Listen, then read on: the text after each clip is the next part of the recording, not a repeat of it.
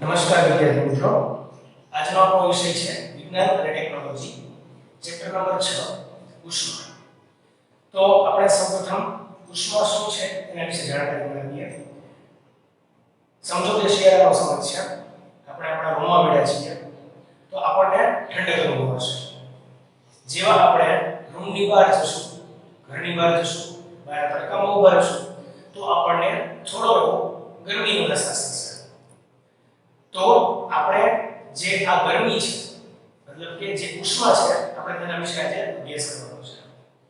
તો આપણે પ્રાથમિક રીતે એવું સમજી શકીએ કે ગરમી એ ઉષ્માનું અન્ય સ્વરૂપ છે. તો સૌપ્રથમ આપણે આ ઉષ્મા એટલે કે આ ગરમીને માપી કઈ રીતે શકીએ તેના વિશે જાણકારી મેળવીએ. તો આ જાણકારી આપણે એક પ્રવૃત્તિ દ્વારા મેળવીશું. અહીં મેં એક સરખા ત્રણ પાત્રો લીધેલ છે, A, પાત્ર B અને પાત્ર C. પાત્ર A માં અહીં દર્શાવ્યું છે ગરમ પાણી ભરેલું છે, પાત્ર B માં ઠંડુ પાણી ભરેલું છે, જ્યારે પાત્ર C માં હૂંફાળું પાણી ભરેલું છે. હૂંફાળું પાણી મતલબ થોડું ઠંડુ પણ નહીં અને થોડું ગરમ પણ નહીં, એ પ્રકારનું પાણી. તો હવે આપણે પ્રવૃત્તિમાં એ કરવાનું છે કે થોડી વાર મતલબ કે 1 થી 2 મિનિટ સુધી આપણે પહેલો આપણો ડાબો હાથ આપણા ડાબા હાથને પાત્ર A માં થોડી વાર ડુબાડી રાખવાનું છે. આપણે 2 મિનિટ સુધી ડુબાડી રાખીશું. પછી તે જ સમયે આપણે આપણા જમણા હાથને પાત્ર B માં એટલે કે ઠંડા પાણીમાં ડુબાડી રાખવાનું છે. હવે 2 મિનિટ સુધી એમાં ડુબાડી રાખ્યા પછી હવે આપણે બંને હાથને બહાર કાઢી લેવાના છે અને એક સાથે બંને હાથને પાત્ર C ની અંદર ડુબાડવાના છે. તો હવે આપણને કેવું ફીલ થયું, આપણને કેવું અનુભવાય એના વિશે વાત કરીશું. જ્યારે આપણે પાત્ર A માં હાથ નાખી રહ્યા હોય ત્યારે આપણને પાણી ગરમ લાગી, બધો બેસ વસ્તુ છે. જ્યારે આપણે પાત્ર B ની અંદર જમણા હાથ નાખીએ ત્યારે આપણને પાણી ઠંડુ લાગ્યું હશે. ઓકે, પણ જ્યારે આપણે આ બંને હાથને પાત્ર C ની અંદર નાખીએ ત્યારે આપણને કેવું લાગ્યું? તો આપણને એવું અનુભવ હશે કે આપણને આપણા ડાબા હાથમાં એ પાણી ગરમ અનુભવાય, જ્યારે જમણા હાથમાં એ પાણી ઠંડુ અનુભવાય. પાણી તો એ જ છે, પણ બંને હાથની અંદર એ પાણીની ઉષ્મા મતલબ કે એ પાણીનું તાપમાન જે છે એ પણ અલગ અલગ અનુભવાય છે. તો આવું શું કામ થાય છે? એવું એટલા માટે થયું કારણ કે આપણે એક હાથ ગરમ પાણીની અંદર ડુબાડેલો રાખેલો હતો, જ્યારે બીજો હાથ ઠંડા પાણીમાં ડુબાડેલો રાખેલો હતો, જેની અસર આપણને આ પાત્ર C માં જોવા મળશે.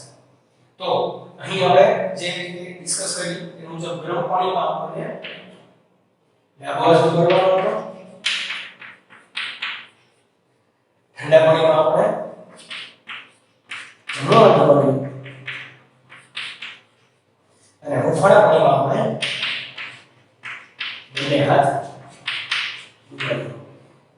તો આપણને એવું લાગ્યું કે બંને હાથ જ્યારે પાત્ર C માં ડુબાડવામાં આવે છે ત્યારે આપણને પાણી એક હાથથી ગરમ લાગે છે, જ્યારે અન્ય હાથથી ઠંડુ લાગે છે. તો આ રીતે આપણે તાપમાનનું માપન કરી શકતા નથી. જો આપણે તાપમાનનું માપન એકદમ ચોકસાઈપૂર્વક કરવું તો શું કરવું? તો એના માટે અલગ અલગ ઘણા બધા પ્રકારના સાધનો આવે છે કે જેથી કરીને આપણે તાપમાનનું માપન એકદમ ચોકસાઈપૂર્વક કરી શકીએ. તો સૌપ્રથમ વાત આપણે કરીએ તો ક્લિનિકલ થર્મોમીટર. સૌપ્રથમ આપણે સામાન્ય થર્મોમીટર સમજીએ. થર્મોમીટરના ઘણા બધા પ્રકાર આવે છે, જેમ કે ક્લિનિકલ થર્મોમીટર છે, લેબોરેટરી થર્મોમીટર છે. થર્મોમીટર કેવી રીતે ચાલુ છે? થર્મોમીટર આ પ્રકારનું હોય છે. એક કાચની શીશી મતલબ કે મૂડી હોય છે, તેની અંદર અન્ય કાચની મૂડી હોય છે જે પોલી હોય છે. હવે જે અંદરની બાજુ જે કાચની મૂડી આવે છે તેની અંદર મર્ક્યુરી એટલે કે પારો ભરેલો હોય છે. મર્ક્યુરી એક એવા પ્રકારની ધાતુ છે જેને તાપમાન સાથે સંબંધ છે.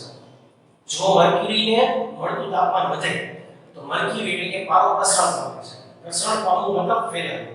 જો અહીં મર્ક્યુરી છે અને આ ભાગમાં જો હું ગરમ ભાગમાં અડાડું છું, થર્મોમીટરનો જે આ ભાગ છે તેના ઉપર ગરમ વસ્તુ સાથે અડાડું તો એ ગરમ જે વસ્તુ છે તેની ગરમી આ થર્મોમીટરના કારણે મળશે, જેથી કરીને આ મર્ક્યુરીનું પ્રસરણ થશે, જેથી મર્ક્યુરી ઉપરની બાજુ જશે, જેથી કરીને આપણે તાપમાન કેટલું છે તે આ રીતે માપી શકીએ. તો આ રીતે થર્મોમીટરની રચના હોય છે.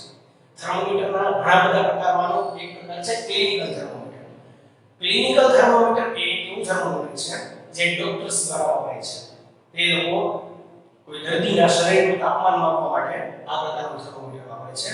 આ થર્મોમીટરમાં 35 ડિગ્રી સેલ્સિયસ તાપમાનથી લઈને 42 ડિગ્રી સેલ્સિયસ સુધીના તાપમાનને માપી શકાય છે. 35 થી 42 વચ્ચેનું જો કોઈ તાપમાન હોય તો તે આ થર્મોમીટર દ્વારા માપી શકાય છે. અંદરની બાજુ જેમ આપણે વાત કરી એ રીતે મર્ક્યુરી ભરેલો હોય છે, પારો ભરેલો હોય છે.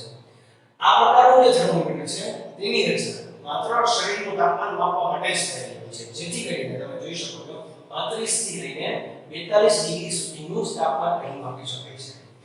પરંતુ મારી પાસે પ્રયોગશાળામાં કોઈ એવો પ્રયોગ છે કે જે પ્રયોગનું તાપમાન મારે માપવું છે, પણ તેનું તાપમાન તો 10 પણ આવી શકે છે, 40 પણ આવી શકે છે, 60 પણ આવી શકે છે. તો આ પ્રકારનું તાપમાન માપવા માટે મારે શું કરવું? તો એના માટે એક અન્ય પ્રકાર આવે છે થર્મોમીટરનો, જેને કહેવાય છે પ્રયોગશાળામાં વપરાતું થર્મોમીટર અથવા તો લેબોરેટરી થર્મોમીટર. ક્લિનિકલ થર્મોમીટર અને પ્રયોગશાળાના થર્મોમીટરમાં કોઈ જ તફાવત નથી હોતો. અહીં હું 35 થી 42 ડિગ્રી સુધીનું તાપમાન માપી શકું છું, જ્યારે પ્રયોગશાળામાં જે થર્મોમીટર વપરાય છે તેમાં હું -10 ડિગ્રી તાપમાન, એટલે કે અહીંયા જ્યારે હું રાખું ત્યારે સૌથી નીચે -10 નો આપણો થર્મોમીટર બતાવે છે, જ્યારે હું વધુમાં વધુ 110 ડિગ્રી સેલ્સિયસ સુધીનું તાપમાન માપી શકું છું. તો -10 ડિગ્રી સેલ્સિયસ થી લઈને 110 ડિગ્રી સેલ્સિયસ સુધીનું તાપમાન આપણે પ્રયોગશાળામાં વપરાતા થર્મોમીટર એટલે કે લેબોરેટરી થર્મોમીટર દ્વારા માપી શકીએ છીએ. રચનામાં થર્મોમીટર ક્લિનિકલ થર્મોમીટર જેવું છે, પરંતુ આપણે જો તાપમાનનો તફાવત મોટો હોય તો તે લેબોરેટરી થર્મોમીટર દ્વારા માપી શકીએ છીએ. આ ઉપરાંત અન્ય એક પ્રકાર આવે છે જેનું નામ છે ડિજિટલ થર્મોમીટર. આપણે બધા ડિજિટલ ઘડિયાળ તો જોઈ છે, જે ઘડિયાળમાં કાંટા હોતા નથી પરંતુ આંકડા હોય છે. તો બસ એવી જ રીતે એક ડિજિટલ થર્મોમીટર આવે છે જેની ઉપર એક નાની એવી સ્ક્રીન હોય છે અને જેમાં તાપમાનનો એક આંકડો બતાવવામાં આવે છે. જે કોઈ પણ વસ્તુ ઉપર રાખી તેના સંપર્કમાં થર્મોમીટરને લાવી તો એ ડિજિટલ થર્મોમીટરની જે ડિસ્પ્લે છે એની ઉપર એ તાપમાનનો આંકડો બતાવે છે.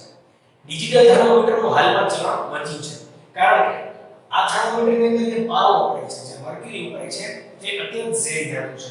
જો તેનો યોગ્ય રીતે નિકાલ કરવામાં ન આવે તો એ માનવ તથા પર્યાવરણને નુકસાન કરે છે. તે પર્યાવરણ માટે હાનિકારક છે. એટલા માટે ડિજિટલ થર્મોમીટરનો હાલમાં ઉપયોગ વધી રહ્યો છે.